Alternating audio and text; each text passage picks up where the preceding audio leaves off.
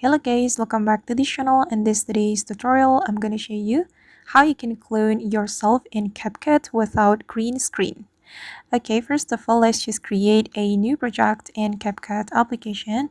And I have recorded a video of myself.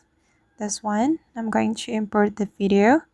And this is the preview of my video. If you want to clone yourself, make sure that you record a video like this. I have recorded my video in two sides. Then we can import this video to our CapCut project. And now the video has been imported and we're going to split the video. I'm going to split the video right here. When I move to another side, click on the video, click on split, and we're going to overlay the video. So we can click on the overlay option and adjust the position like this, and we're gonna put mask to this video. Tap on the video and click on mask option. Where is the mask?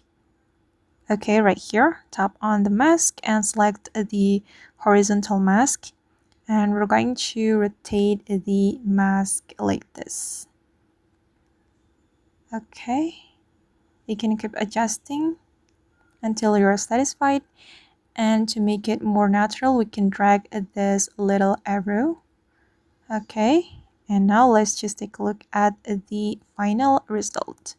I'm going to play the video. Alright guys, and that's how we can clone ourselves in CapCut. I hope this tutorial will be useful for you. Thank you so much for watching and see you in the next video.